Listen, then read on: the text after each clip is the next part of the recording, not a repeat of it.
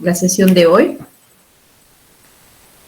Habíamos estado viendo la clase pasada sobre el tema de los bonos y habíamos visto justamente qué es un bono, qué elementos son los que tiene un bono. Sabemos que es el representativo de deuda, que se hacen ciertas obligaciones por parte del emisor, pagar cupones, pagar también el nominal y que algunas emisiones podrían tener ciertas cláusulas o covenants. Además, cuando se hace una emisión de bonos, también hay varios elementos que tenemos que tener en consideración, como por ejemplo el valor nominal de ese bono, cuál es el plazo de vencimiento, cuál es la frecuencia con la que se van a pagar esos cupones, cupones que van a ser calculados a partir de una tasa cupón, y esto nos va a permitir, y además sabiendo cuáles son los flujos, es decir, cuáles son los cupones que va a pagar ese bono, y que tenemos que, si lo que queremos es calcular el precio de esos bonos, lo que haremos es pues traer a valor presente luego todos esos flujos futuros, ¿no? Utilizando como tasa de descuento precisamente el rendimiento. Así se sabrá cuál es el precio de ese bono hoy. Además, también habíamos visto que hay otros elementos más a tener en consideración cuando hablemos de bonos, ¿no? Como por ejemplo, pues, ver cuál es el código identificador, en qué moneda se está emitiendo esos bonos, cuál es el código identificador, cuál es el rating crediticio también que tienen esos bonos, si es que hay covenants o no hay covenants, es decir, cuál es el tipo de tasa cupón, es una tasa cupón fija o es una tasa cupón variable, ¿no? Son elementos que tenemos que también estar atentos cuando veamos alguna emisión de bonos, ¿ya? Toda la información sobre los bonos dijimos que está en este documento, que es el prospecto. Los bonos son activos de renta fija porque se conoce el principal, la tasa cupón, el vencimiento, las fechas de pago de cupones, pero es un activo que se negocia en el mercado y por lo tanto tiene un precio, y este precio va cambiando en el tiempo y por lo tanto es con retorno variable. El precio de los bonos va a ir cambiando conforme cambia la tasa de rendimiento, ¿sí? También hablamos sobre las clases de bonos, hablamos que hay bonos que no pagan cupones, bonos que no tienen un plazo de vencimiento definido, es decir, siempre se van a pagar los cupones, bonos bullet, que son los bonos tradicionales, ¿ya? Los que veremos con más detalle, los bonos callable, aquellos donde el emisor más bien tiene la posibilidad de poder redimir el bono antes de la fecha de vencimiento, bonos titulizados donde aquí se garantiza el pago de esas obligaciones que hablábamos, ¿no? De cupones, de cupones de la amortización de este nominal, se garantiza con un cierto flujo de ingresos por parte del emisor, ¿no? Justamente esos flujos de ingresos es lo que se tituliza, y aquí es donde participa un fiduciario, ¿ya? Que vendría a ser una empresa titulizadora. Hay también bonos que están indexados, cuyo valor nominal está indexado a la inflación. Hay bonos donde la tasa cupón es variable, que también se le conoce como los floaters, que va a ser igual a una tasa de referencia, que la tasa LIBOR, que ahora ya estamos en proceso de migración, ¿no? hacia la otra tasa, que es la SOFR, o la SOFR, perdón, la SOFR, SOFR, más un spread, ¿no? Hay tasas pero hay bonos donde los cupones se difieren, se postergan, y hay bonos con alto riesgo, o los junk bonds. Entonces, eso es lo que hemos hablado sobre los principales, el principal tema, ¿no? ¿Qué son los bonos? ¿Qué elementos? ¿Qué características hay? ¿Y qué clases de bonos hay? ¿Hasta ahí hay alguna duda por parte de ustedes? He hecho un breve resumen de lo que hemos visto en la sesión anterior. ¿Alguna duda al respecto? Sí, Dylan. Profesora, ¿un bono puede ser de dos tipos? ¿Puede ser un inflation y a la vez otro? Sí, claro que sí. Podría ser un bono donde, sobre todo con el tema de la tasa cupón, ¿no? A ver, un ratito, voy a regresar a la lámina anterior.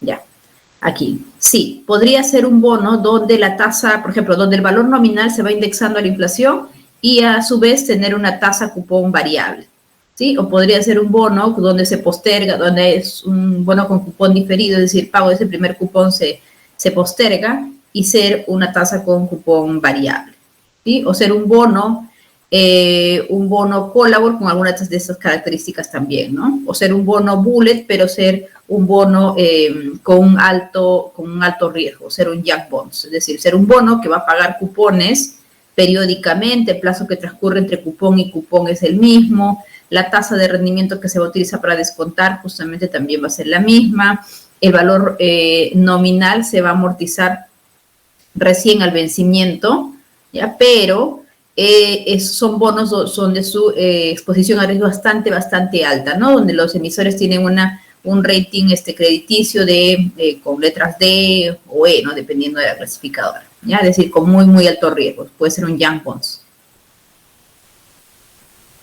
Sí.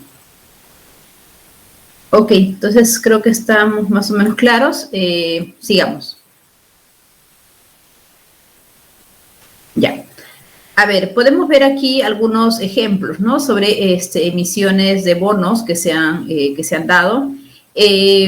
Parte justamente del procedimiento cuando se va a hacer una emisión de bonos es que se publique un aviso de oferta, justamente. Ya esos avisos de oferta pues se publican en un diario de circulación nacional, ¿no? Entonces, así es como, aquí estoy poniendo un ejemplo.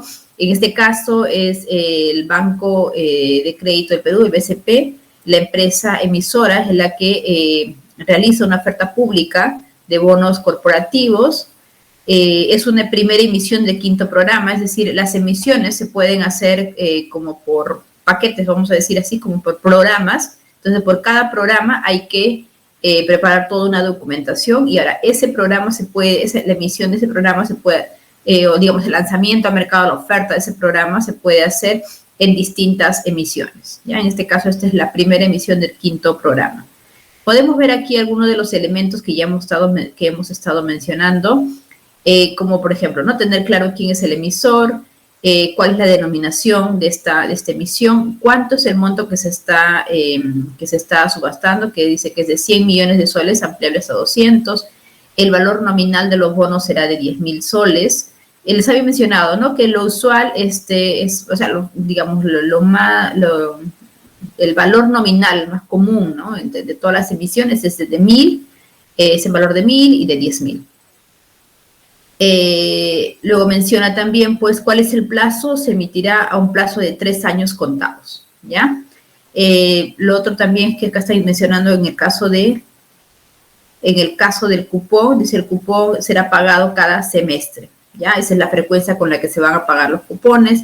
La amortización, el pago del 100% del principal se llevará a cabo en la fecha de redención, ¿sí? También acá están dando la información sobre cuál es la clasificación de riesgo que le dieron en su momento esas dos empresas clasificadoras de riesgo, quién es la entidad estructuradora, el agente colocador, de eso ya hemos hablado, cómo iba a ser el mecanismo de colocación y bueno, y algunas fechas adicionales, ¿no? Entonces acá ya más o menos tenemos una información sintetizada de esa emisión. Aquí tenemos otro aviso de oferta. En este caso es de esta empresa de los portales. Es la segunda emisión del primer programa de bonos corporativos. Como pueden ver ustedes aquí, en este caso la moneda en la que se está colocando estos bonos es dólares, ¿no? La anterior era soles. ¿Y cuál es el valor nominal? En este caso es de $1.000, el valor nominal de cada bono, ¿ya? Lo otro también es que acá está indicando cuál es justamente el plazo, son 3 años, es el plazo de estos bonos que se van a emitir. También menciona que la totalidad del principal de los bonos se amortizará en un solo pago en la fecha de vencimiento, es decir, estamos hablando de un bono, claramente un bono bullet, ¿ya? La fecha de los cupones está aquí especificada. En el anterior ustedes vieron que decía que los cupones se iban a pagar cada semestre, ¿no? Pero no especificaban días exactos. Aquí sí se está especificando cuáles son los días exactos que se va a pagar cada uno de los cupones. En este caso estamos hablando que el plazo es 3 años y por la fecha que estamos viendo la frecuencia va a ser trimestral. Por eso que tenemos 12 cupones para esta emisión. También menciona aquí cuál es la clasificación de riesgo que le están dando estas dos empresas y pues lo demás, ¿no? El estructurador, el agente colocador, demás, ¿ya? Quiénes son los que están participando en esto. En el caso de la oferta, cuando estamos hablando de oferta de bonos, en este caso de bonos soberanos, es decir, bonos que están siendo emitidos por el gobierno, por el Perú, pero representados por el Ministerio de Economía y Finanzas, aquí estamos hablando, pues, de que nos está indicando, ¿no? Que el valor nominal, en este caso aquí es el emisor, la República del Perú, la unidad responsable, pues, la Dirección del Tesoro Público del MEP, el valor nominal es de 1.000 soles. La modalidad en la que se va a subastar es de subasta holandesa, eso hablaremos ya más adelante. Lo otro también es que está mencionando, ¿no? Cuando son un poco las fechas, cuáles son las fechas, el monto máximo es hasta un 30%, dice el monto máximo anunciado para las entidades elegibles autorizadas. En el caso de emisiones de bonos soberanos, hay un programa que se llama el Programa Creadores de Mercado y una normativa sobre eso y se especifica, pues, quiénes son las entidades que califican para estar dentro de este grupo de entidades elegibles, ¿no? Entonces, lo que se está diciendo aquí es que a esas entidades esas entidades se pueden adjudicar, pueden comprar esos bonos, pero como máximo hasta el 30%, ¿ya? Para ese grupo, ¿no? Lo otro también es que cuando hablamos de emisiones de bonos por parte de la República del Perú, en este caso ya sabemos que está representado por el MEP, si son bonos que están nominados en una moneda local, en soles en este caso, y la emisión justamente se hace dentro del mercado local, estamos hablando de bonos soberanos. Y lo otro sería los bonos globales. Los bonos globales, ahí hablaríamos de bonos que se están emitiendo en moneda extranjera, ¿no? Puede ser en dólares, o puede ser en euros, en yenes, en una moneda extranjera y es una subasta, digamos, que está abierta al mercado. Acá lo que le quería mencionar, en los otros no, me parece, no sé, te voy a mirar, no sé si se me escapó, pero acá, por ejemplo, hablan de la opción de rescate, ¿no? Acá dice, no tendrá opción de rescate. A ver, vamos a ver los anteriores, no sé si aquí se ve. Creo que no. No hacen referencia. Ya, pero los avisos, algunos hacen referencia a esto, ¿no? De que si tienen o no tienen opción de rescate. ¿A qué tipo de bonos qué clase de bonos estaremos hablando si mencionaran aquí de que sí tiene opción de rescate? ¿Recuerdan?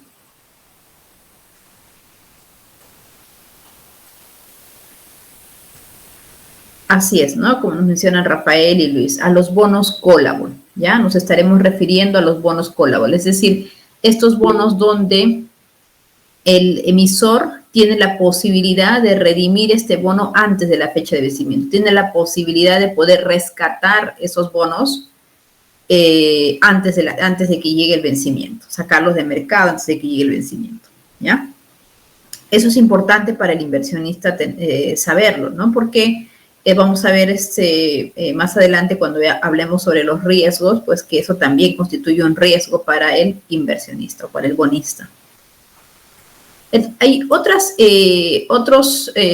avisos, ¿no? Que se han, digamos, que se han comentado también, son las emisiones de bonos que han estado habiendo, y en este caso se le denomina bonos sociales, ¿ya? Esa es la denominación, se le da básicamente por el fin cuál es la finalidad o el uso que se le va a dar a los fondos que se van a levantar producto de esta emisión, ¿no? En el caso de bonos sociales, por ejemplo, acá dice, ¿no? Colegios Peruanos realiza segunda emisión de bonos sociales, igual Innova Schools coloca la primera oferta pública de bonos sociales en Perú.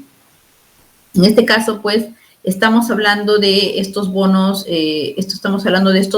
donde están, cuyo fin es justamente para dedicarlos a la educación, ¿no?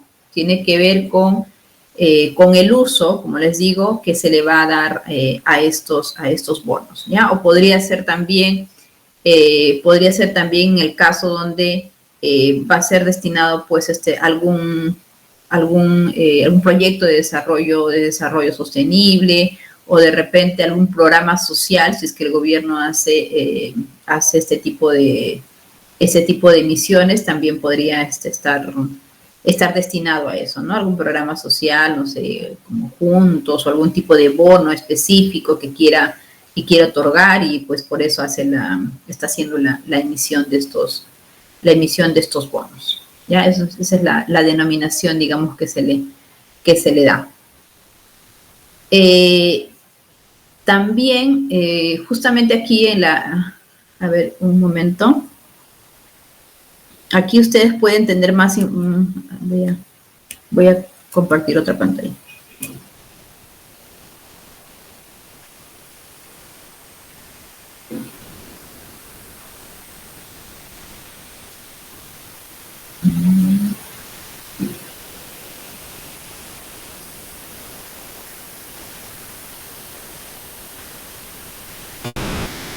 ¿Pueden visualizar? Sí, profesor.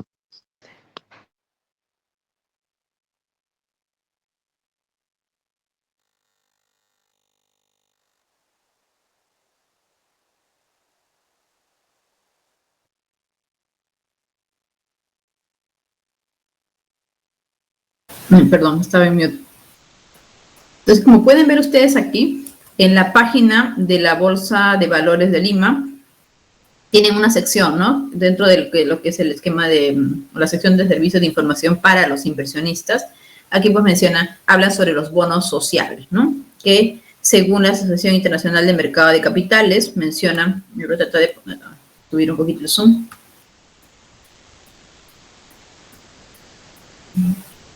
Ya. Los bonos sociales son cualquier tipo de instrumento de deuda donde los ingresos se aplicarán exclusivamente a financiar o refinanciar parcial o totalmente proyectos sociales enfocados en poblaciones vulnerables, nuevos o existentes elegibles, y que estén alineados con los 4 componentes centrales de los principios de bonos sociales. ¿Sí? Entonces, estos bonos se pueden negociar por una oferta pública o una oferta privada, y los inversionistas pues que quieran adquirir ese tipo de bonos pueden revisar desde la información, ¿no? que va a publicar en este caso el emisor, ¿ya? También hay un listado sobre cuáles son los proyectos elegibles, ¿no? Y para qué tipo de grupos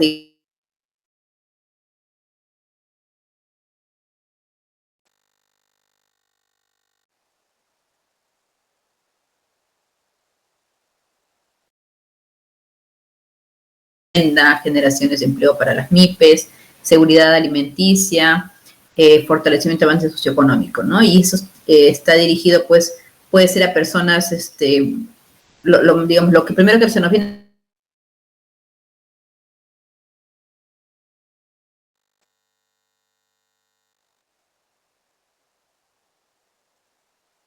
con discapacidad también, o a inmigrantes, o a personas subeducadas, o algún segmento desatendido, ¿no?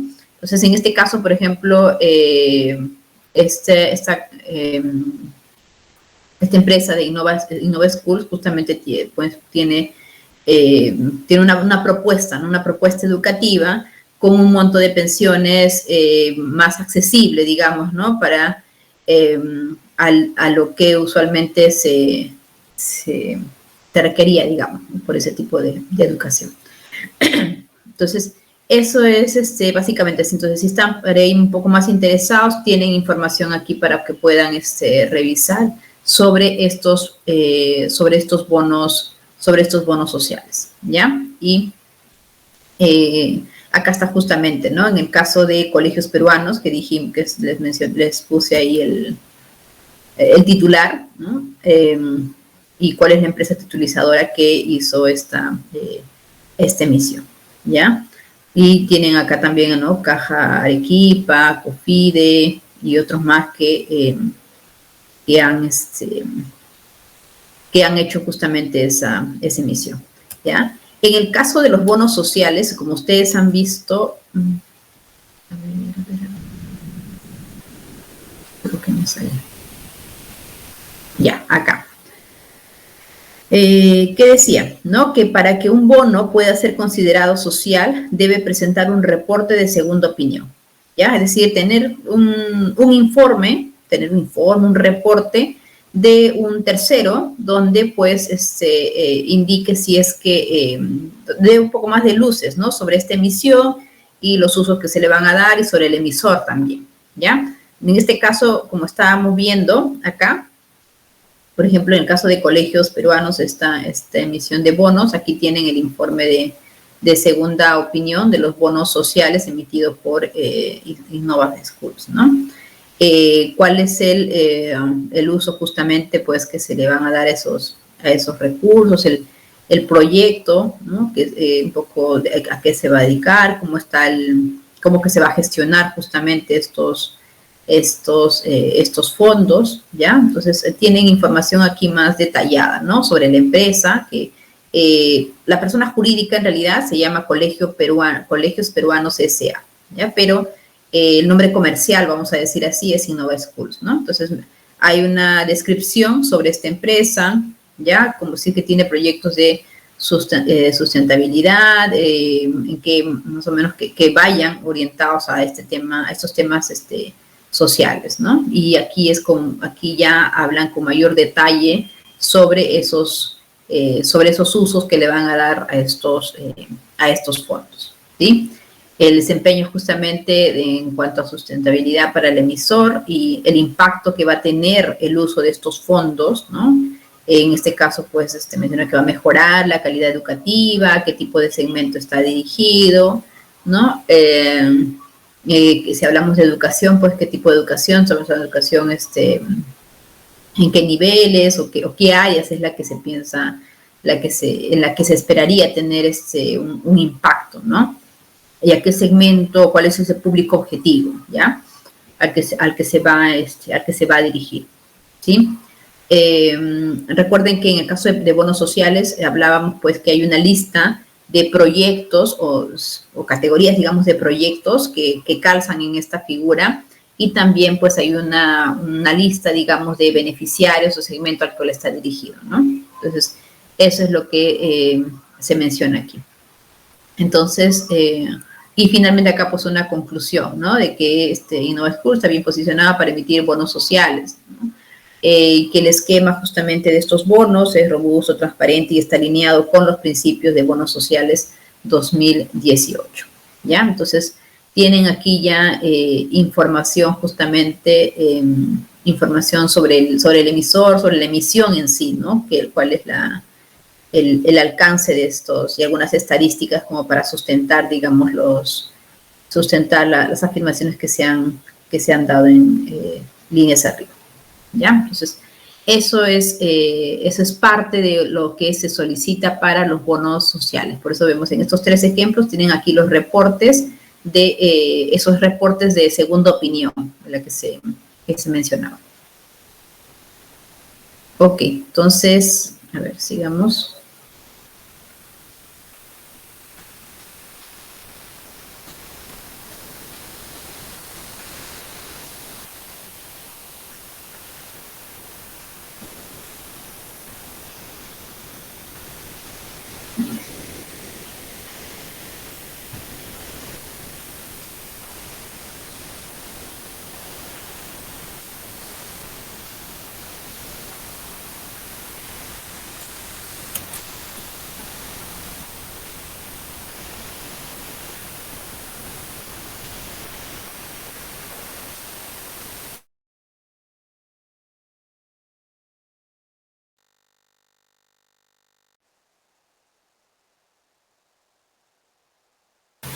Ahora vamos a hablar sobre los riesgos asociados a bonos, ¿ya? ¿Cuáles son los riesgos a los que se expone quienes invierten en bonos?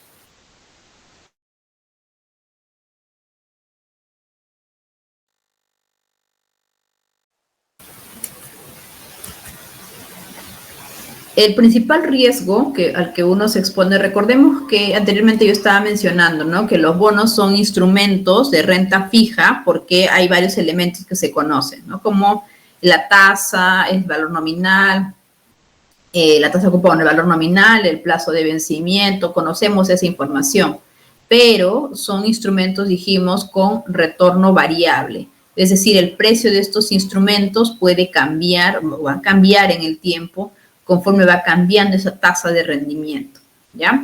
Y justamente ese es el principal riesgo, el riesgo de tasa de interés. el riesgo de que ante estos movimientos en la tasa de interés, en la tasa de rendimiento, vaya pues a afectar a los bonos, ¿no? Y sobre todo que lo vaya a afectar de manera negativa, ¿ya? Entonces,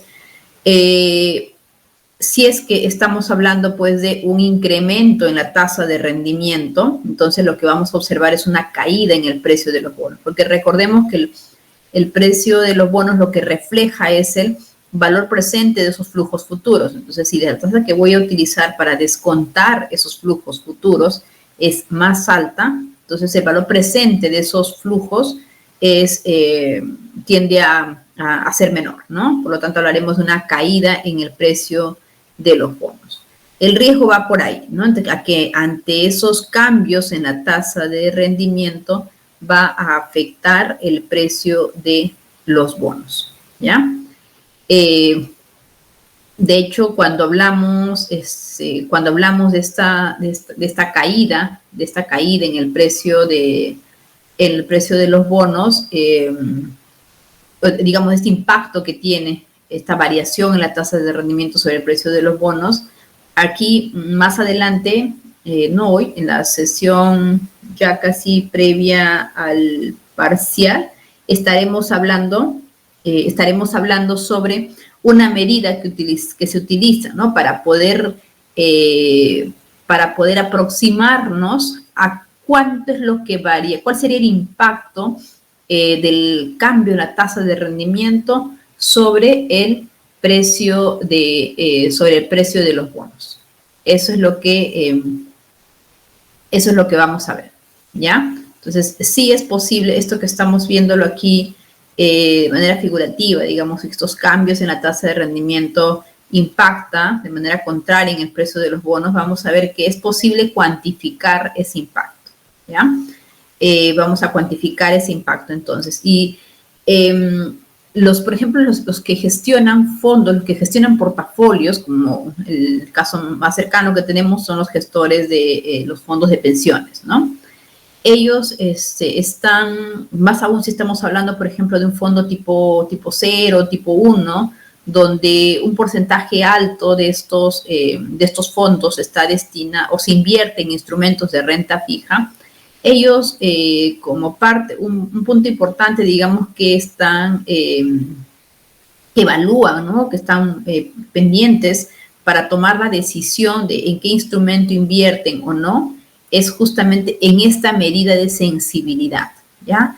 El indicador uno de los indicadores que van a utilizar es justamente en ver cuál sería el impacto de un cambio en la tasa de rendimiento sobre el precio de esos bonos en los que invertiría, ¿sí? Porque, si es que hubiera una caída, si es que hubiera un incremento en la tasa de rendimiento, habría una caída en el precio de los bonos en los que han invertido y, por lo tanto, una caída en el valor de los fondos y en el rendimiento del fondo, ¿no? Entonces, es importante que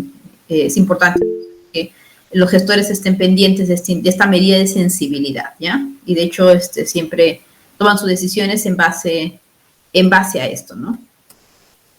Claro que esto está vinculado también, también tiene además de mirar eso, también miran el rating crediticio del emisor y otras variables, ¿no? Pero también un aspecto importante a considerar es esta medida de sensibilidad. Ahora, cuando se habla de este riesgo de tasa de interés, nos estamos refiriendo a que lo que va a haber es un movimiento en la curva, un movimiento pero a lo largo de la curva de rendimiento, ¿ya? La curva de rendimiento, también conocida como la curva yield, esa curva yield lo que refleja es justamente, expresa la relación que hay entre la tasa de rendimiento y el precio, perdón, entre la tasa de rendimiento, sí, la tasa de rendimiento y el plazo de vencimiento de los bonos. Entonces, cuando hablamos de un riesgo de tasa de interés, estamos refiriéndonos, pues, que va a haber un cambio a lo largo de esa curva, ¿ya? No va a haber desplazamientos. ¿Qué factores pueden influir en los cambios de tasa? Pueden haber algunos factores que estarían dentro del grupo de factores fundamentales, es decir, por ejemplo, ¿no? Si cae la tasa de rendimiento del Tesoro, ¿no? Cuando pues se anuncien o se den noticias sobre, de que los indicadores macroeconómicos pues han tenido un desempeño, un mal desempeño, ¿no? O hay sentimientos de mercado hacia la baja, ¿ya? Los actores de mercado, analistas, inversionistas, tienen expectativas, digamos, de que el mercado, de que el panorama no se pinta muy bien, ¿no? En adelante, ¿ya? Factores técnicos también, ¿no? Cuando hay una gran oferta de treasuries, de bonos del tesoro, en ese caso también la tasa de interés tiende a subir, o si es que de repente se anuncian medidas, ¿no? Como reducción del encaje bancario, entonces estaremos hablando pues de que por lo tanto, si hay reducción del encaje bancario, habrá mayor liquidez en el mercado y esto va a tener un impacto en una caída en la tasa de interés.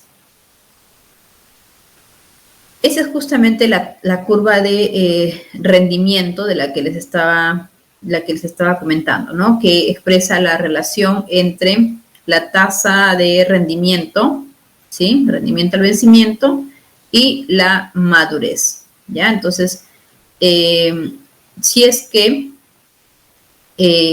hablamos de cambios en la tasa de rendimiento, estamos hablando pues de que va a haber movimiento en esta curva de rendimiento, pero son movimientos paralelos.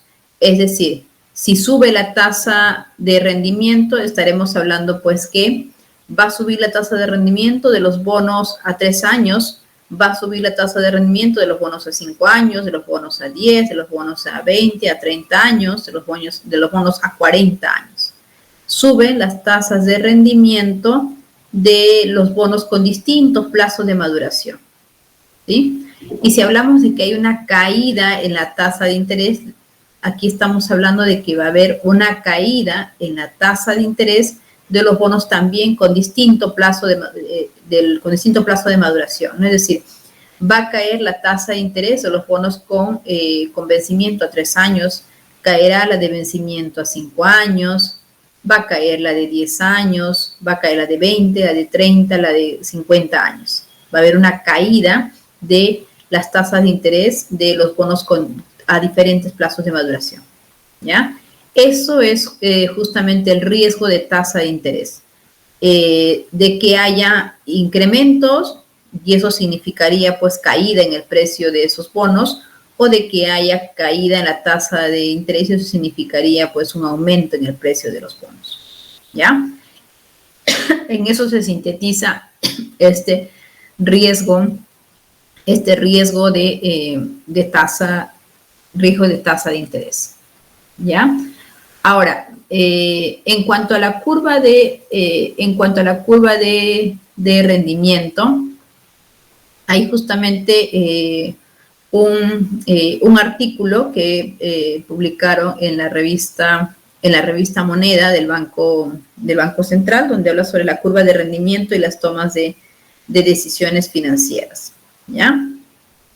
En ese documento se habla con mayor detalle sobre cuál es la forma, ¿no? Acá estamos hablando de una curva de rendimiento con pendiente positiva, ¿ya? Pero podrían haber situaciones donde esta curva de rendimiento no se presente como tal, ¿no? No podría ser una curva de rendimiento con pendiente invertida, ¿ya?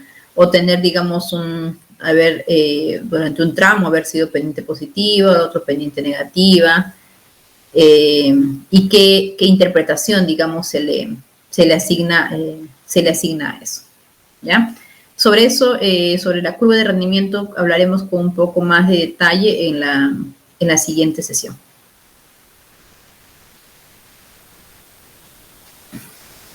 ¿Sí? Ahora, cuando hablamos del riesgo, lo primero que hemos visto es el riesgo de tasa de interés. El siguiente riesgo es el riesgo de curva yield, ¿ya? O a veces se habla de riesgo de curva nada más. ¿A qué se está refiriendo acá? A que el inversionista se expone al riesgo de que esos cambios que hablábamos, ¿no? De la tasa de interés,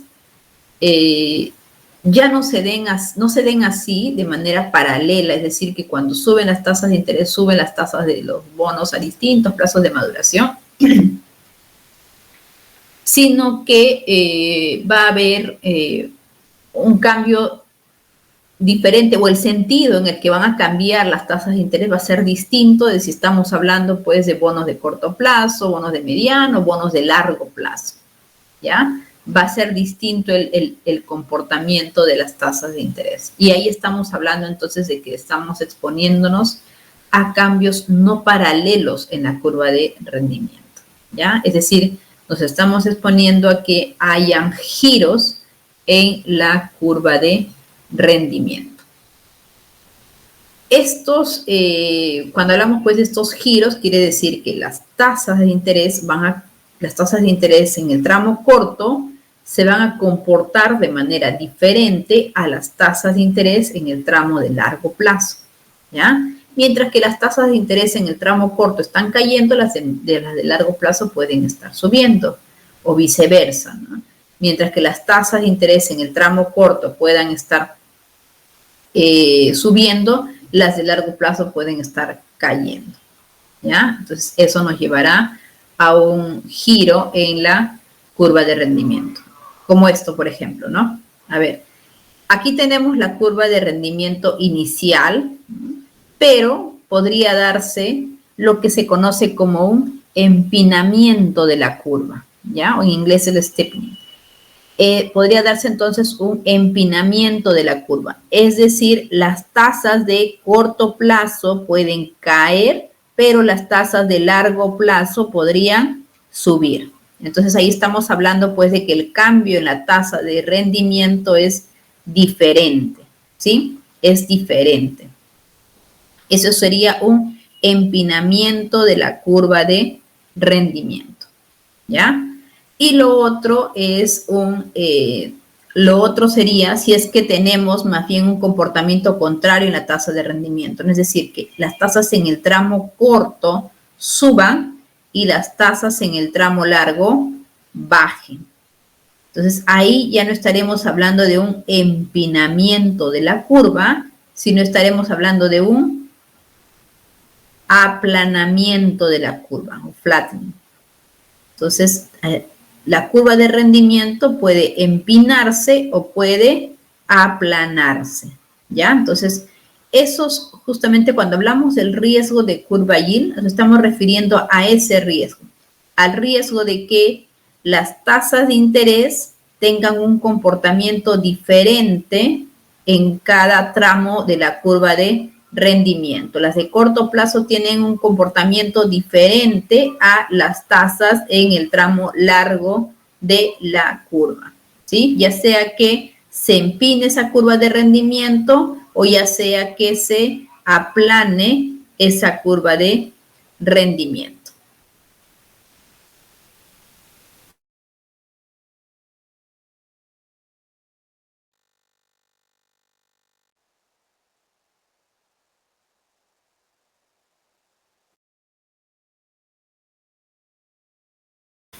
A ver, cuando hablamos de cambios en esta tasa de, rendimiento, entonces estamos hablando pues que, como les decía, ¿no? Que las tasas del tramo corto cambien de manera diferente a las de largo, ¿no? En el caso del tramo corto, usualmente este comportamiento sigue, digamos, o el cambio que se pueda dar en el tramo corto sigue las decisiones que tome la FED con respecto a su tasa de referencia, ¿ya? Entonces, vamos a ver pues que, por ejemplo, ¿no? Si es que aumenta la tasa de desempleo, entonces la tasa de rendimiento va a caer, ¿no? Para que justamente pues se pueda incentivar la inversión y pueda haber mayores oportunidades de empleo, se pueda mejorar ese indicador. Y entonces, mayor desempleo, menor tasa de rendimiento, ¿sí? O a menor crecimiento del PBI, menor también tasa de rendimiento, con la finalidad nuevamente de reactivar justamente la economía y pues mejoren estos indicadores. Las tasas en el tramo mediano naturalmente están pues influenciadas por lo que pasa en el tramo corto y en el tramo largo, ¿no? En el caso del tramo largo, estamos hablando ya de plazos mayores a los 10 años. Este comportamiento está ligado a las expectativas de inflación que hayan para el largo plazo, ¿sí? Si hay menores expectativas de inflación, entonces menor será la tasa de rendimiento. Entonces, así es como estaremos, pues, estaremos viendo, pues, estos comportamientos que les estaba mencionando para el tramo corto y para el tramo largo de la curva. ¿Ya? Entonces hablaremos de un empinamiento o hablaremos de un aplanamiento de la curva de rendimiento. ¿Ok? Entonces, hasta el momento hemos visto dos riesgos importantes, que es el riesgo de tasa de interés y el riesgo de curva Y. Lo que yo les mencionaba anteriormente, ¿no? Sobre este riesgo de tasa de interés, eso es justamente lo que vamos a más adelante a cuantificar, ¿no? ¿Cuánto es que variaría cuál es el impacto que tendría ese cambio en tasa ante o ese cambio en tasa sobre el precio de los bonos, ¿no? Y además, pues vamos a ver luego que ese cambio está afectado, esa magnitud o ese impacto va a estar influenciado no solamente por la magnitud del cambio en tasa, sino también pues sobre por la relación, digamos, que hay entre precio y tasa, o la convexidad, ¿no? Que eso lo veremos ya, más adelante, ¿sí? Vamos a hacer una pausa de 5 minutos, por favor, para tomar un poquito de agua y continuamos con la clase. Daniel, por favor, ¿podrías hacer un stop aquí en la grabación? Sí, profesora, ya está. Los riesgos de curva, ¿ya? Ahora, lo que les quería mostrar, un momento, voy a abrirlo. Profesora, disculpe, ¿ya inicio grabación o todavía? Un momentito, ya te aviso. Han investigado un poco más sobre lo que les he mencionado de la tasa de rendimiento, la tasa de referencia que estuvimos hablando en la clase pasada.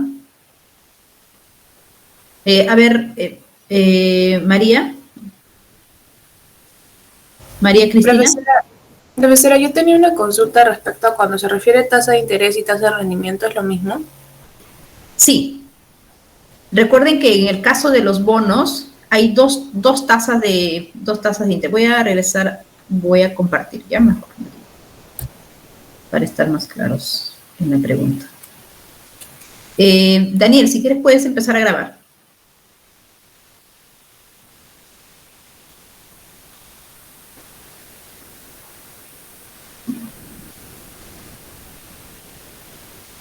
Ya, profesora. Ya. A ver, en el caso, a la pregunta de su compañera. En el caso de los bonos, habíamos dicho que esos son todos los elementos principales de un bono, ¿no? Entonces, cuando yo hablo de tasa de interés, del riesgo de tasa de interés, me estoy refiriendo a esta tasa, a la tasa de rendimiento, a la tasa que se va a utilizar para descontar los flujos. La otra tasa, que también es una tasa de interés, es la tasa cupón. Esta tasa cupón es la que se va a utilizar para calcular el valor de cada uno de estos cupones que va a generar el bono, ¿ya?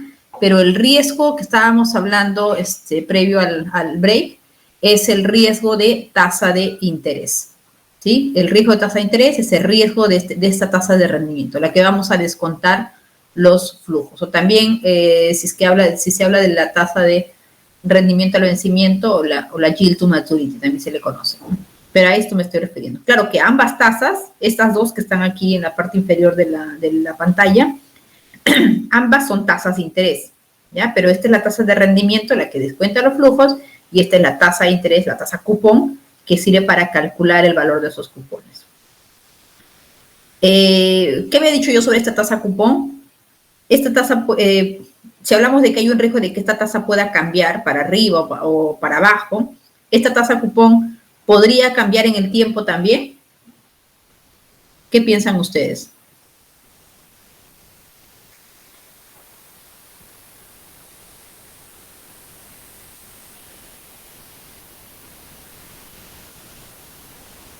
¿Qué piensan ustedes? ¿Esa tasa cupón podría cambiar en el tiempo también?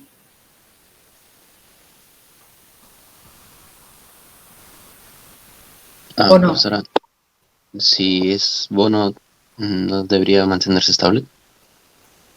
¿Puedes hablar un poquito más alto que apenas te logro escuchar, por favor? No, digo, si esa tasa es de un bono, ¿no debería mantenerse estable? A ver, ya, bueno, me estás preguntando, ahorita voy a responder, ¿no? Después de que, a ver, primero escucho la respuesta por parte de ustedes. Me pregunta su compañero Dylan, me parece, si es que esta tasa no debe, si es que esa tasa más bien no debería permanecer fija.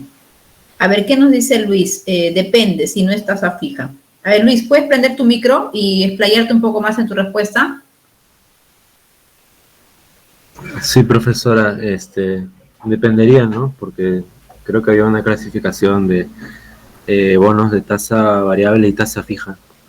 Entonces, si es tasa fija, se mantendría fijo a lo largo de la duración del bono. A ver, ¿dónde puedo ver los participantes? Acá. A ver, Travi, César Travi.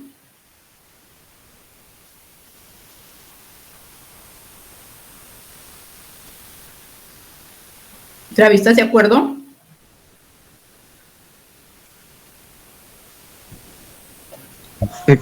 Sí, estoy de acuerdo con mi compañero que mencionó que obviamente tendría que mantener, si es, hay dos categorías, si es fijo yo vería durante la duración del bono, y yo concuerdo con que si es fijo, entonces sí mantendría su tasa fija, y depende si es la otra categoría, se mantendría la otra categoría también.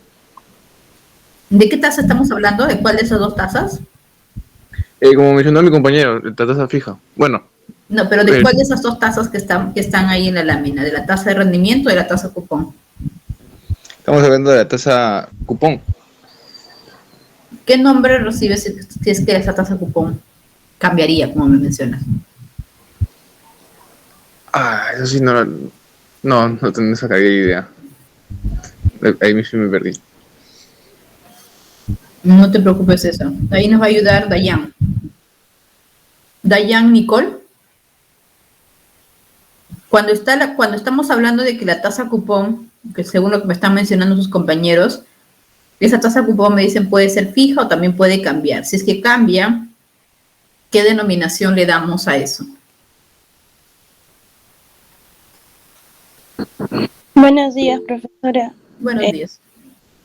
Bueno, en primer lugar, bueno, sí hay dos tipos de tasas, que es la tasa fija y la tasa variable. Me indica del cupón, ¿cierto? Sí, de eso estamos hablando ahorita.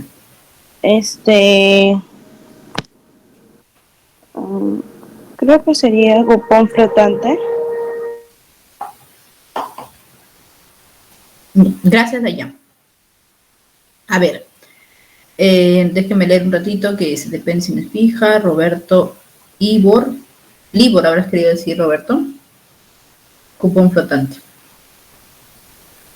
Nuevamente, Libor.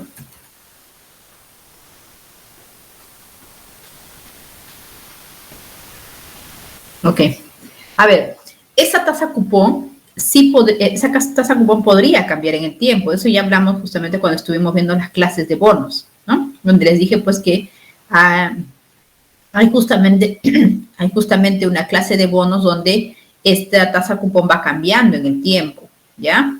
Sí, puede ser fija, como el caso de un bono bullet, donde la tasa cupón permanece constante durante todo el plazo de maduración del bono, o puede cambiar.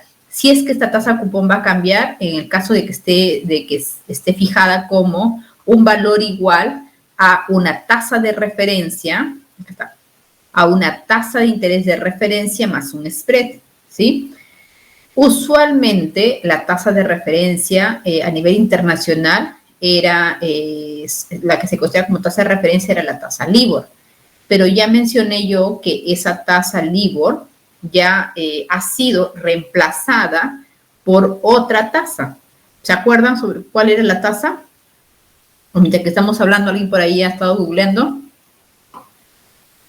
La SOFR, ¿no? Esa es la tasa por la que ha sido reemplazada, ¿ya? Este proceso, digamos, de reemplazo es un proceso gradual que se está siguiendo, porque obviamente pues va a tener un impacto sobre la valorización de los instrumentos que dependan de esta tasa, ¿no? Entonces, cada país ha fijado su propio proceso, digamos, de adecuación a esa nueva tasa, ¿ya? Pero entonces ahora estaremos hablando, pues, de cuando la tasa es variable, tasa de cupón variable, sería la tasa SOFR más un spread, ¿sí? Estaríamos hablando ya de eso. Entonces, sí podría cambiar esa tasa cupón, ¿ya? En el caso de que desde un inicio se establezca que la tasa cupón va a ser una tasa de referencia más un spread. El componente variable en ese caso viene a ser justamente la tasa LIBOR o la tasa SOFR, ¿no? Ahora, ya esa tasa de referencia va a ser el componente variable. Conforme va cambiando esa tasa, recordemos que esta es una tasa, en el caso de la LIBOR es una tasa de interés interbancaria de las entidades de mercado londinense, y en el caso de la SOFR estaremos hablando pues de tasas de interés que representan a las operaciones overnight, ¿no? Operaciones a un día, ¿ya? Entonces que diariamente va a ir cambiando esa tasa, ¿no? Entonces ese es el componente variable de esa tasa cupón, ¿ya?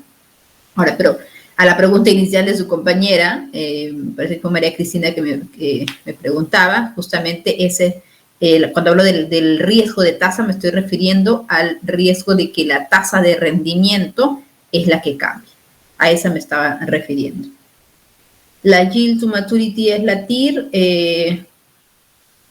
A ver, para empezar tendremos que partir qué es la TIR, ¿no? ¿Qué es la TIR para ti, Anthony?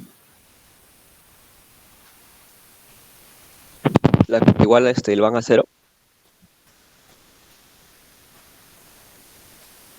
La TIR es la tasa de interés o la tasa de descuento que hace que el valor presente de todos esos flujos futuros sea igual a la inversión, ¿no? Sea igual a la inversión inicial, ¿ya? Esa es la TIR.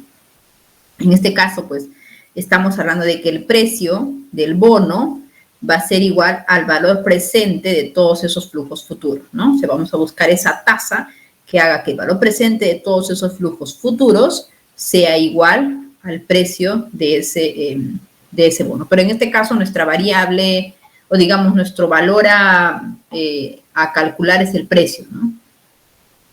Y eso va a estar en función de la tasa de rendimiento, ¿ya? Ahora, la tasa de rendimiento, en la próxima clase vamos a hablar con más detalles sobre la curva de rendimiento, porque esta es la que justamente influye para determinar, pues, cuál sería esa tasa de rendimiento que van a exigir los inversionistas, ¿no?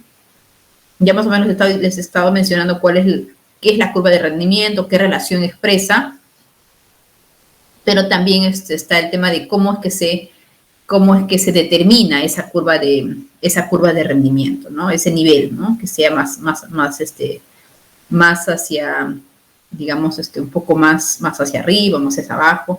¿Cómo es que se determina esa curva de rendimiento y qué teorías hay al respecto, ¿no? Mencioné que lo usual es que esta curva de rendimiento tengan pendiente positiva, pero no siempre. Hay curvas de rendimiento, hay temporadas, vamos a decir, hay periodos, ¿no?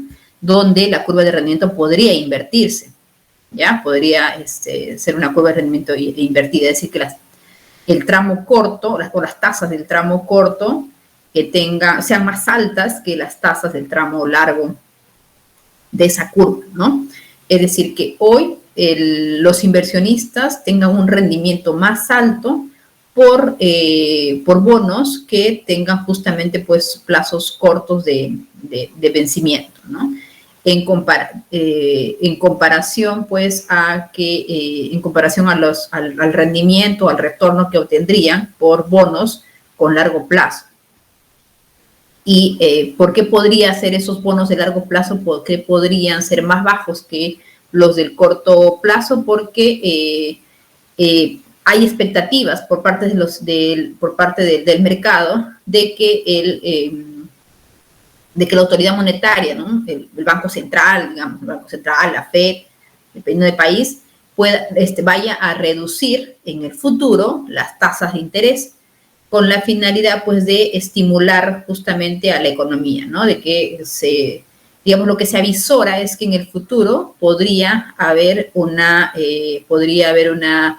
recesión económica y, por lo tanto, el Banco Central o la FED tome medidas de reducción de tasa con la finalidad, pues, justamente de que esa economía se recupere, ¿no? De estimular esa economía, ¿ya? Entonces, por eso es que se esperaría justamente que las tasas en el tramo largo sean más bajas, ¿no? Hay esa expectativa de que el Banco Central va a reducir sus tasas ante un escenario, pues, de una recesión económica. Entonces, cuando uno observa una curva, una inversión en la curva, una reversión en la curva, lo que está es más o menos ya avisorando que podríamos estar en un escenario de una próxima recesión, ¿ya? Eso lo vamos a ver en la siguiente clase. Lo dejaba para la siguiente porque ahí un poquito más necesito utilizar un poquito más la pizarra, hacerlo más gráfico. Entonces he preferido dejarlo para la sesión que tendremos ya presencial. ¿Sí? Si no hay más preguntas, a ver.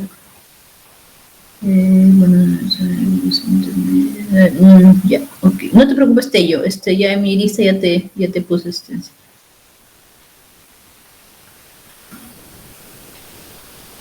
A ver. Anthony, ¿cuándo se da una reversión de la curva yield? Ya te acabo de responder. Anthony te pregunta, ¿hay un rating mínimo para calificar un bono voluntario como libre de riesgo para balancear el riesgo de un portafolio, por ejemplo, en el modelo de Markowitz? Sí, hay más que calificación, por convención en el mercado internacional, hay unos, los bonos del Tesoro americano son considerados libres de riesgo, ¿no? O aquellos que tengan una calificación de AAA o de máxima seguridad. Ya, creo que no hay más preguntas. A ver, entonces, continuemos.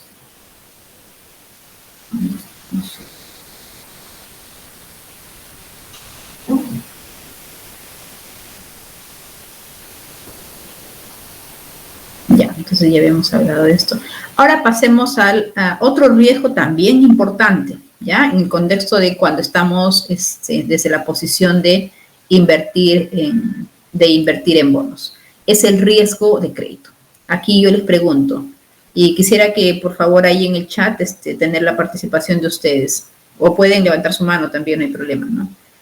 ¿Qué es riesgo de crédito? ¿Qué entienden ustedes por riesgo de crédito? En general, o sea, no solo en el contexto de bonos de repente, ¿no? O por el tema de créditos, pero ¿qué entienden ustedes por riesgo de crédito? Ahorita me das un minutito, Anthony, mientras que, por favor, el resto puede, ahora te doy la palabra, Anthony, puede ir escribiendo ahí, por lo menos, a ver, algunos.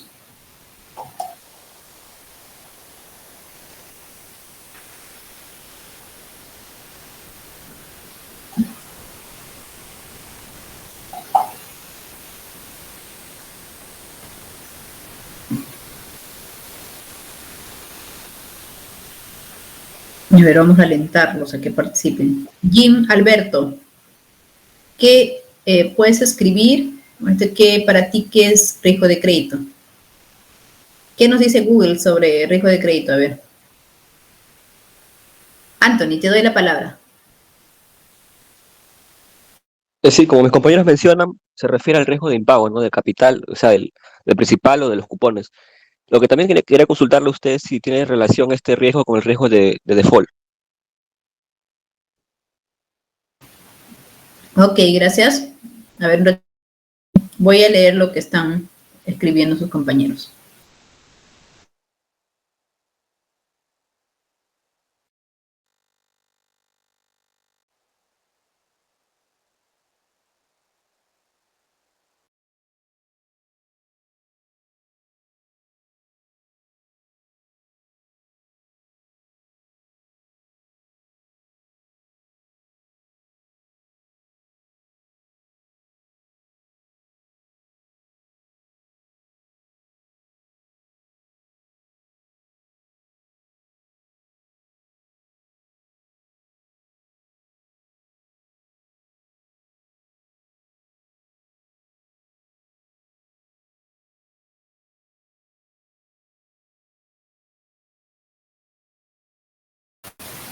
A ver, de lo que he estado leyendo, lo que menciona, en lo que coinciden es justamente pues de que haya esa posibilidad, ¿no? De que vayan a incumplir con sus obligaciones, ¿no?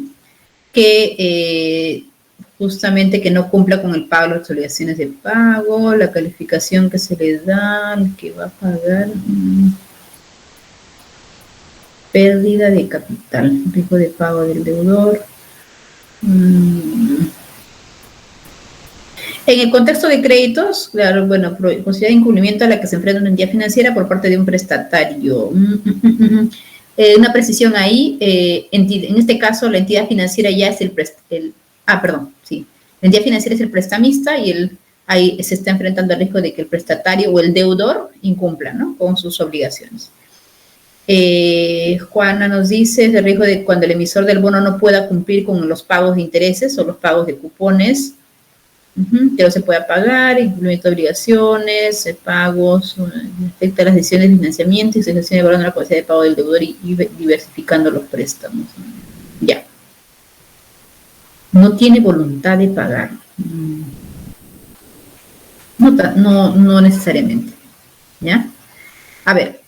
Entonces, en el caso de, como ustedes ya, varios de ustedes lo han estado mencionando, cuando hablamos de riesgo, nos estamos refiriendo al riesgo justamente de que, en este caso, ¿no? En el contexto que estamos hablando de bonos, sería de que el emisor incumpla con el pago de sus obligaciones. ¿Qué obligaciones tiene el emisor? Lo dijimos de la primera, al empezar el tema de bonos, ¿no?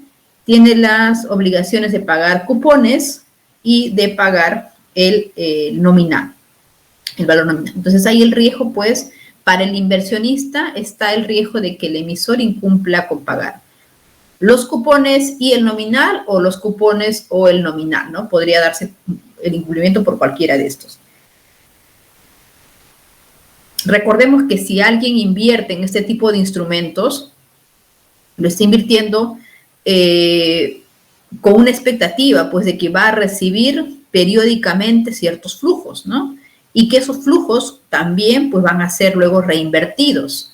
Entonces, y que también, pues, el inversionista, además, si está comprando, por ejemplo, un bono bullet, tiene la expectativa, pues, de que al cabo de cierto tiempo, no sé, 5 años, supongamos que sea el plazo de maduración del bono, de aquí a 5 años va a recibir el valor nominal. Entonces, y también programar su esquema de pagos en función a los flujos que espere recibir el inversionista, ¿ya? Entonces, hay ese riesgo, ¿no? De que haya incumplimiento por parte del emisor. Ahora, este riesgo está relacionado con la calidad y la integridad del emisor, ¿ya? ¿Cómo se mide ese riesgo? Ahí es donde ayuda muchísimo a medir este riesgo las calificaciones que van a dar las empresas clasificadoras de riesgo, ¿sí?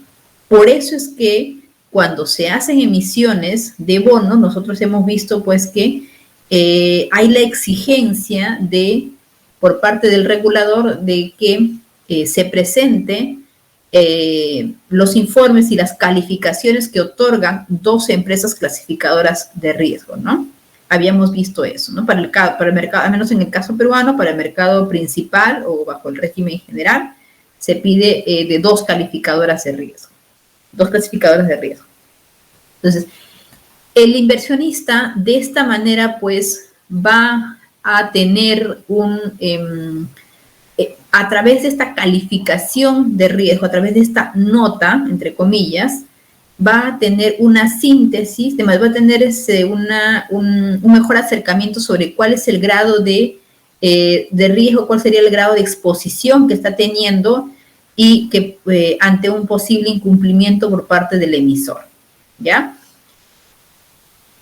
Cuando hablamos de clasificadora de riesgo, ¿qué es una clasificadora de riesgo? Es una empresa, es una sociedad que se encarga justamente de la calificación de los valores o los riesgos a los que se están exponiendo, a cómo es que se va a utilizar o se va a invertir pues esos recursos, ¿no? que van a ser captados del público.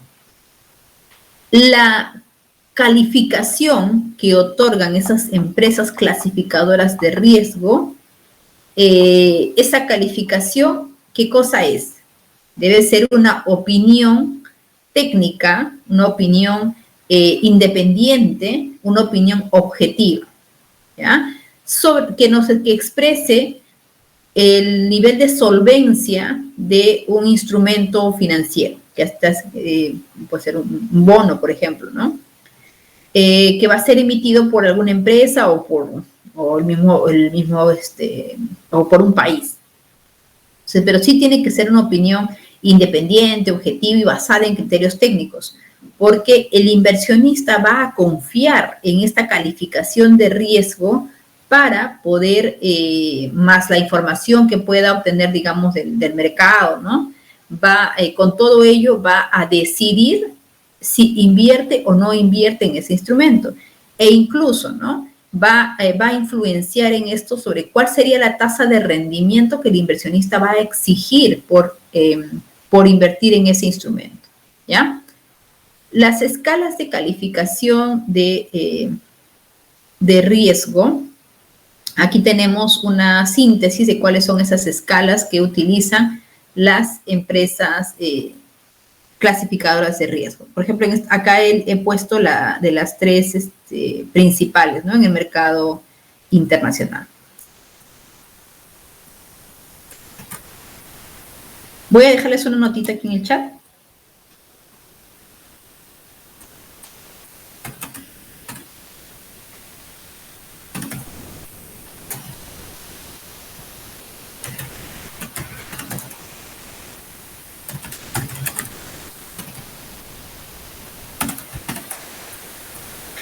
Entonces, ahí pueden ir ustedes visualizando, ¿no? ¿Qué interpretación se le da a esas calificaciones de riesgo?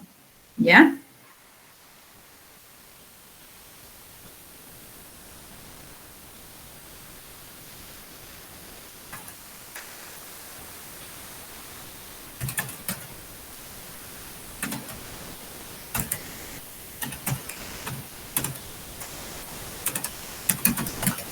Por ejemplo,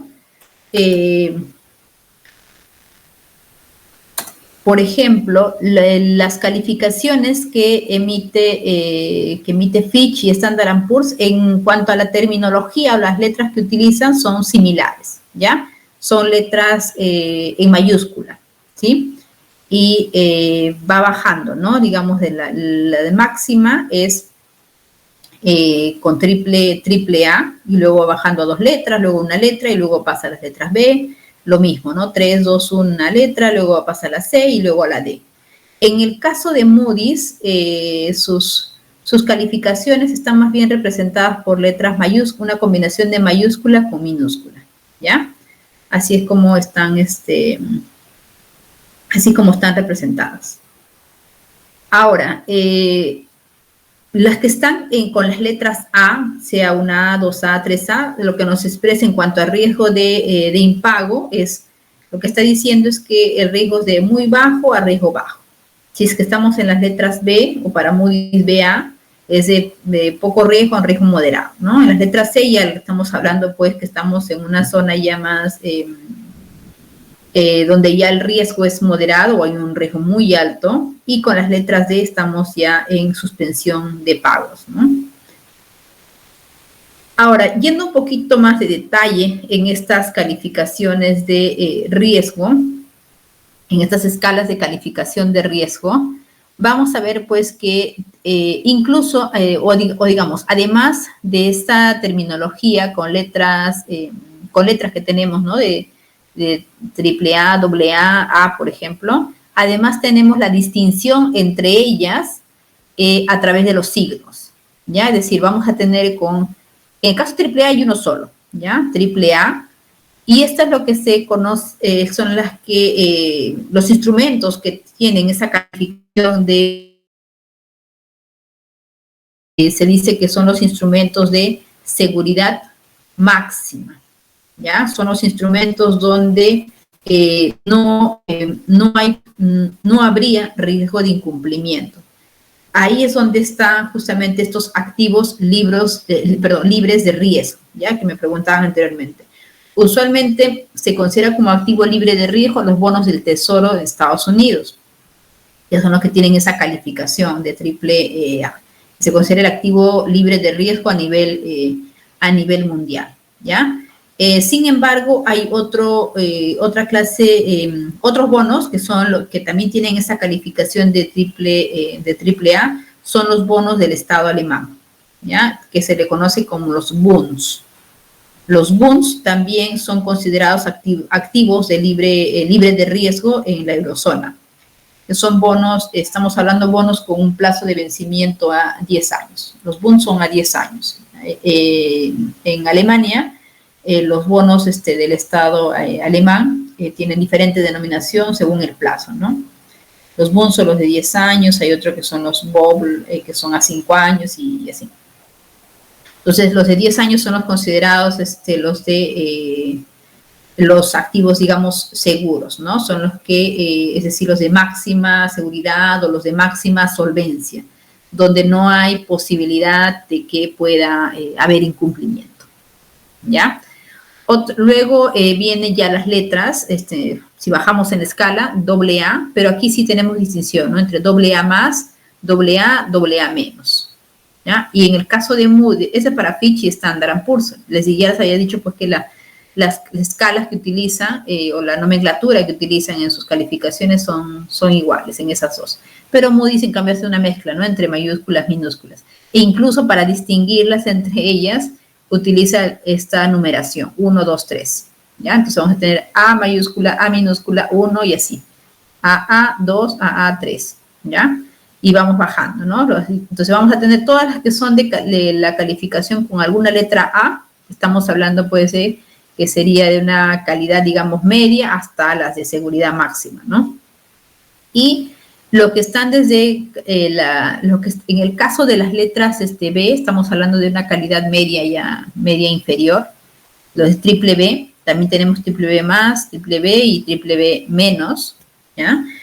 Aquí sí es importante, aquí sí no es, digamos, no es tan sencillo, no es lo mismo estar entre un triple B que estar en un doble B, ¿ya? En un triple B menos no es que sea mínima la diferencia y estar entre un triple B menos y el doble B más. Y por más que ella solamente son escalas bastante cercanas, hay una gran diferencia. ¿Por qué? Porque a partir de las escalas justamente de triple B menos hacia arriba, se le considera que es la zona de grado de inversión, ¿ya? Repito, a partir de la escala de triple B menos hacia arriba, es decir, triple B menos, triple B más, hasta llegar a la de seguridad máxima, todo eso se denomina la zona con grado de inversión, ¿sí? Sin embargo, a los que están más bien de doble B más hacia abajo, se le denomina las de grado especulativo. Entonces, para el mercado, los inversionistas no van a requerir el mismo rendimiento si estamos hablando de un instrumento que está en grado de inversión que si está en uno de grado especulativo. Incluso entre estas dos es diferente, ¿ya? De hecho, por ejemplo, si nosotros miramos aquí, les voy a compartir.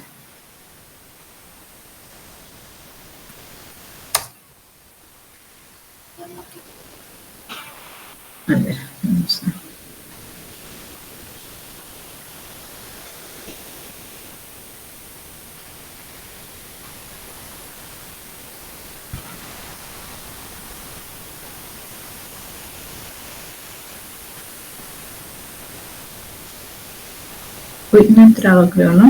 ¿Por qué? A ver, déjenme.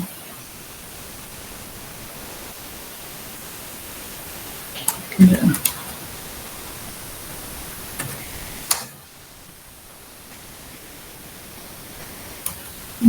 Ahora sí, ¿no? Sí, profesora. Ya. A ver, en esta página de World Government Bonds pueden ustedes ver los ratings de los países, ¿ya? ¿Cuál es el rating que se tiene a nivel de país? Y los van ajustando según cómo van cambiando los ratings que otorgan las empresas clasificadoras de riesgo, las internacionales, ¿no? Para el país, ¿ya? Y acá menciona, ¿no? Que en el caso de Standard & Poor's, por ejemplo, el último downgrade que tuvimos, fue en abril de este año, en el caso de Standard & Poor's, y estamos en triple B menos, ¿no? Estamos aquí, ¿ya? Es decir, ¿dónde estamos?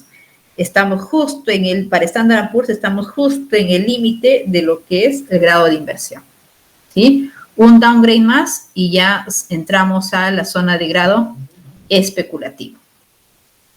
En el caso de Moody's estamos Baa1 y para Fitch estamos si bien estamos una escala más arriba de lo que es de lo que es el mínimo de grado de inversión, pero el outlook es negativo, las perspectivas son negativas, ¿ya? Y de hecho ha habido justamente un downgrade, no del rating, sino de las perspectivas, ¿ya? Y acá podemos ver, pues, cómo es que estamos, ¿no? Es lo que les decía, perdón, es lo que yo les estaba diciendo, ¿no? Lo del grado de inversión, ¿ya? Lo del grado de inversión y lo del zona de grado especulativo, ¿sí? Entonces podemos, verlo aquí. Y lo otro también que pueden ver aquí es cómo ha sido el comportamiento o la serie, digamos, ¿no? De los ratings crediticios para cada una de las clasificadoras, ¿no? Para Standard & Poor's, si bien pues, la tendencia ha sido hacia arriba desde el 2001 al 2014, se ha ido pues justamente escalando, ¿no? Estamos hablando pues justamente después de que termina ese segundo gobierno de Fujimori, ¿no? Y ya pues cambia, pasamos por se descubre todo el tema de corrupción y demás, entonces entramos a una nueva etapa en la economía y pues fuimos escalando, ¿no? Hasta que justamente en el 2008 es cuando por fin logramos entrar a esta zona de grado de inversión, ¿ya? Y de ahí hasta el 2013 que nos hemos mantenido y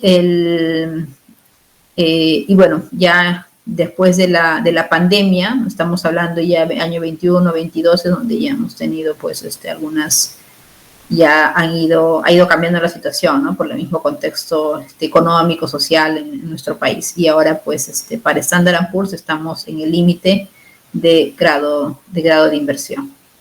Para Moody's, también, en el caso de Moody's, también hemos ido hacia arriba, si bien hemos tenido un downgrade el año desde el 2021 y nos hemos, aunque la perspectiva ha cambiado el año pasado, pero todavía nos mantenemos, digamos, dentro de la zona de grado de inversión. En el caso de Fitch, también, si bien ahí todavía no estamos, estamos una escala más del rating que es para grado de inversión, sin embargo, pues hemos tenido hace 3 años hemos tenido un downgrade y la perspectiva se pinta como negativa, ¿no? Entonces, acá pueden ver eso, también los cambios que han habido periodo a periodo y incluso podrían consultar de otros países, ¿no? Por ejemplo, Chile. Entonces, van a ver aquí también ustedes cuál es la calificación que tiene actualmente Chile, ¿sí? Tiene la de A, A2, A-, obviamente están en la zona de grado de inversión. aunque pues sí han pasado por procesos de downgrade en los últimos años o de perspectiva negativa, ¿no? Pero el país, digamos, está grados o escalas más hacia arriba, ¿no? Comparado al nuestro, ¿ya? Y también quien sí está en la zona de grado especulativo es Colombia. Entonces podemos ver aquí en la calificación que para Fitch Rating, por ejemplo, y Standard & Poor's está con B+, ¿sí? Entonces está aquí, justo en el límite también, ¿no? Después en esta época de pandemia es cuando, pues, ahí es cuando se les hizo una rebaja en la calificación de crédito, ¿no? Y para ambas calificadoras está en este límite entre lo especulativo y el grado de inversión. Esperemos que nosotros como país no nos encontremos en una situación similar, digamos, de aquí en el corto plazo, ¿ya? Entonces, así es como pueden, digamos, ver ahí. Les voy a, aquí en el chat, se los voy a copiar para que ustedes,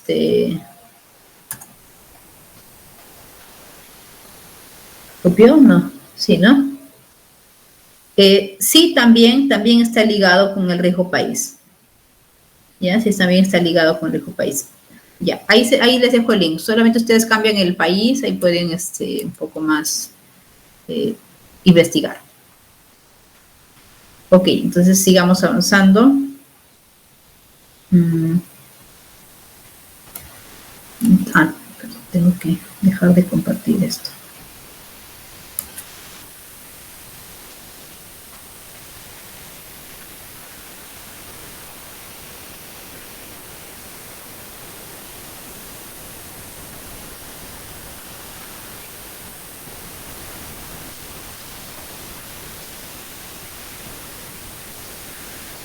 Ya, aquí es.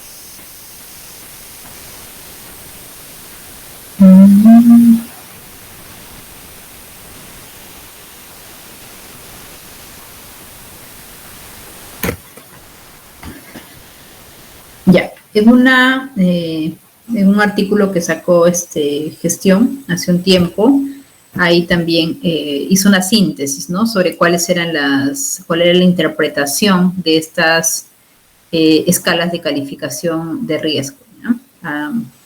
Sobre todo de instrumentos a largo plazo. Y pues aquí digamos cuál es la interpretación más precisa, digamos, de estas calificaciones, ¿no?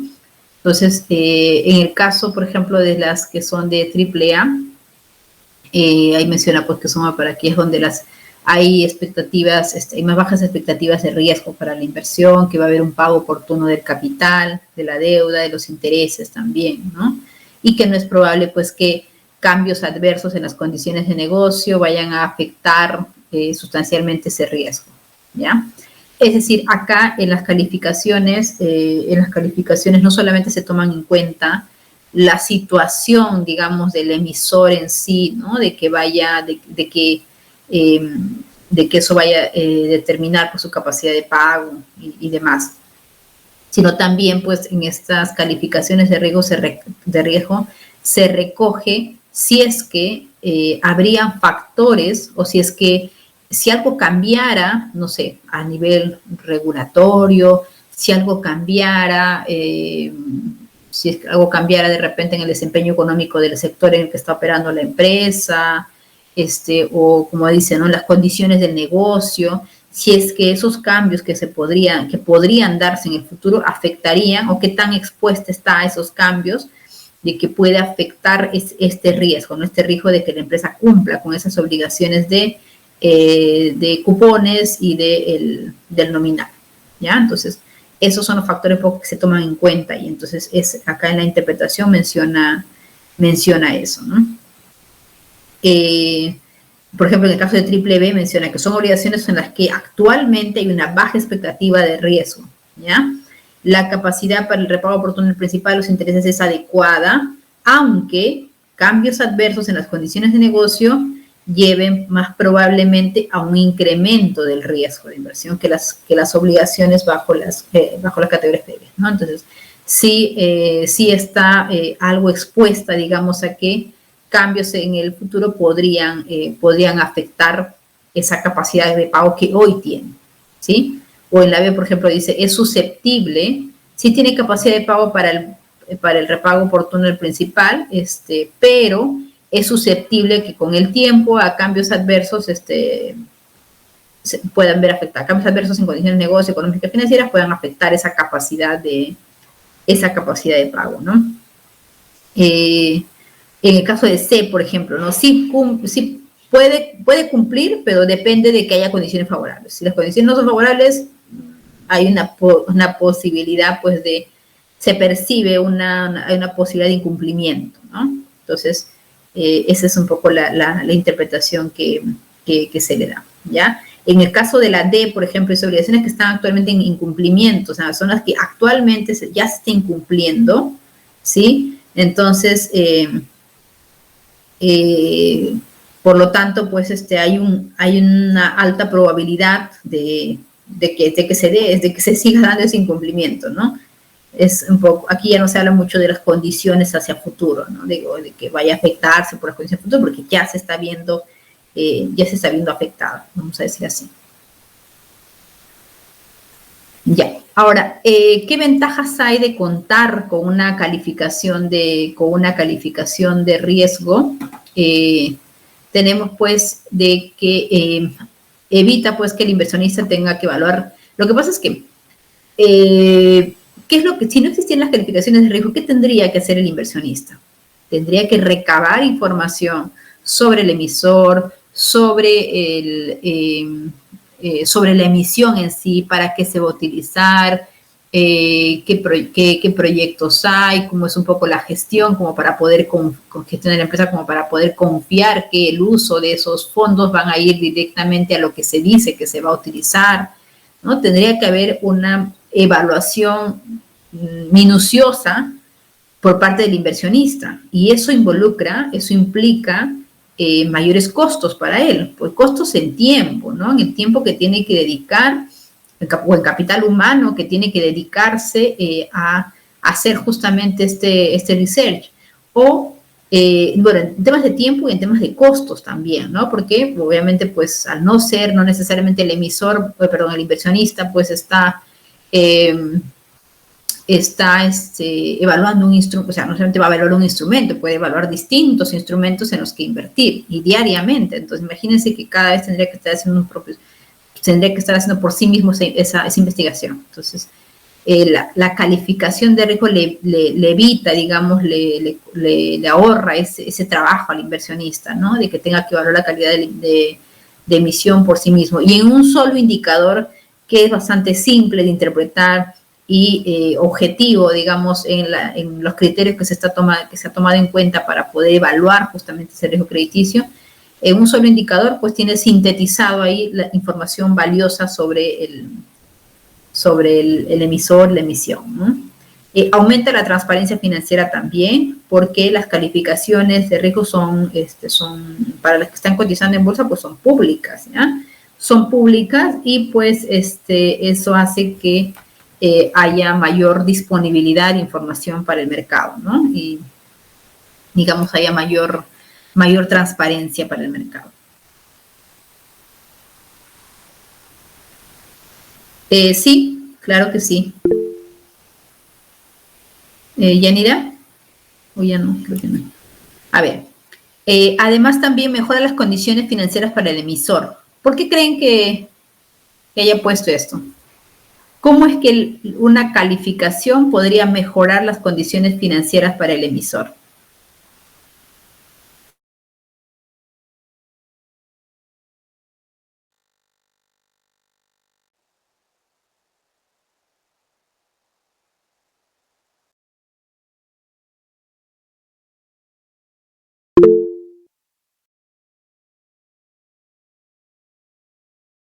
A ver, Franklin.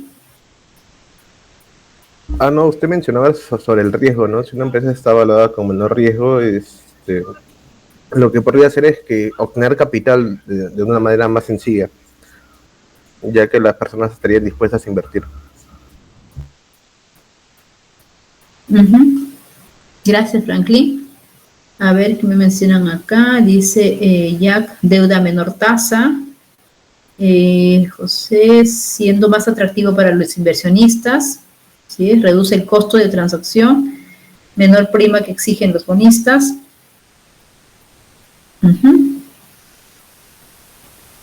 Ya, creo que no hay más participaciones.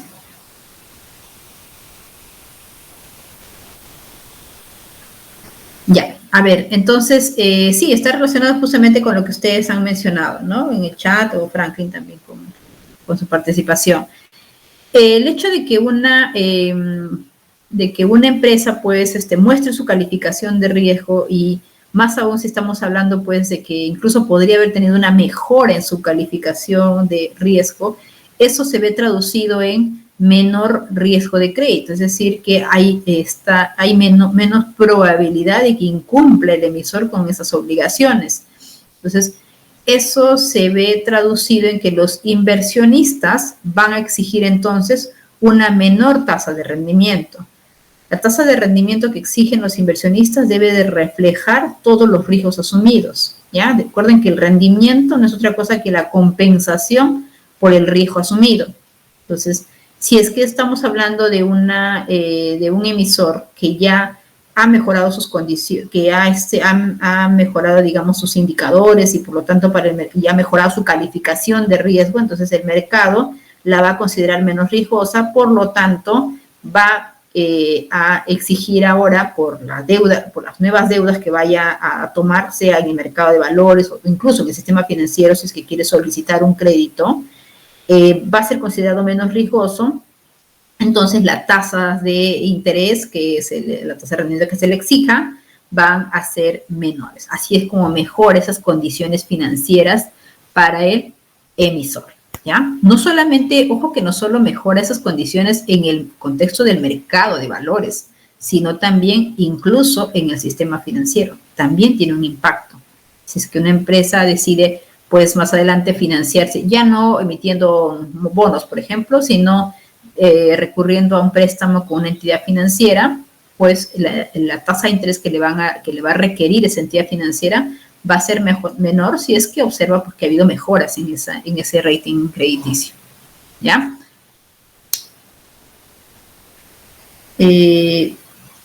Ok, Chero, no te preocupes. Ya. Entonces, continuamos. Y lo otro, que facilita el diseño de portafolios de inversión, ¿no? Balanceados de acuerdo al riesgo. ¿Por qué menciono aquí esto? Porque, sobre todo cuando estamos hablando, pues, de inversionistas del tipo institucionales, ¿no? En este grupo de inversionistas que están, pues, que manejan grandes volúmenes, digamos, de recursos, y en los que se está buscando rentabilizar el dinero, y más aún, que estamos hablando, pues, que tienen que rentabilizar fondos de inversionistas con distinto perfil de riesgo, ¿no? En el caso de una FP, tiene que rentabilizar fondos donde los afiliados son de un perfil más conservador. Hay otros que están en un perfil intermedio entre, sí, asumir riesgo, pero un riesgo moderado, por así decirlo, ¿ya? Y hay otros que son de un perfil más riesgoso, ¿no? Que prefieren invertir, pues, en instrumentos que tengan una mayor exposición a riesgo. Entonces, las calificaciones de riesgo le facilitan, digamos, hasta cierto punto a los gestores de estos fondos o de estos portafolios a poder elegir o poder seleccionar esos instrumentos que se adecúan a cada perfil de riesgo del inversionista, ¿no? Seleccionar instrumentos, pues, que puedan tener una calificación que puedan estar con doble A, como también puedan seleccionar instrumentos que tienen una calificación de triple B+, o otros que estén en el límite del grado de inversión, triple B-, o de repente tener participación en bonos soberanos de Colombia, por ejemplo, ¿no? Que están con doble con un W más. Entonces, puedes diversificar justamente tu portafolio, ¿ya? En función a ese riesgo, ¿sí? Entonces, esos son los, digamos, algunas ventajas, ¿no?, que se podría citar de las calificaciones de riesgo. ¿Cuál es el proceso que se sigue para poder hacer la calificación de riesgo? Hay, digamos, ¿qué se toman en cuenta? Se toman en cuenta factores cualitativos y factores cuantitativos. Dentro de los factores cualitativos está hacer una evaluación del entorno macro, ¿ya? De donde esté operando esa empresa, ese emisor, el sector económico en el que se desarrolla la actividad, ver si es que hay vulnerabilidad ahí justamente por vulnerabilidad en el negocio o en la parte regulatoria también. Por ejemplo, si estamos hablando de empresas pesqueras, pues ahí también ellos están siempre expuestos, ¿no?, a estas normativas regulatorias en cuanto a las temporadas de veda o digamos que haya permiso o restricción para la captura de ciertas especies en ciertas temporadas, y eso, ¿no? Entonces, también las oportunidades de mercado que puedan haber, porque esto definitivamente va a impactar en los resultados que va a tener esa empresa durante el año, los planes, las estrategias que vaya a tener el emisor. Y también, pues, la calidad de la administración, es decir, que haya buenas prácticas de gestión, que haya políticas de auditoría, ¿sí? Y que estén los procesos, pues, los procesos bastante, o mejor, delimitados, ¿no? Que haya lineamientos, ¿ya? Para una gestión más transparente.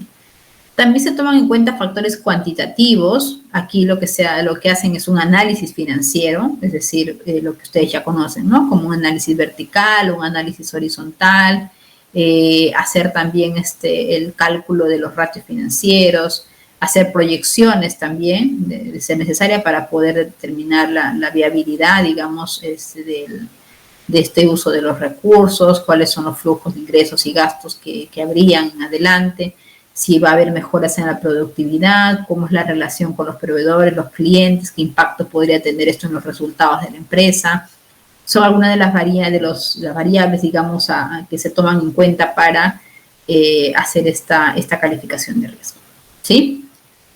Ok, señores, hasta acá nos estamos quedando y continuamos la próxima clase, entonces, con este tema de bonos, que es un tema bastante amplio, ¿ya? Y de hecho, por eso hemos hablado que vamos a tocar este tema hasta previo al parcial.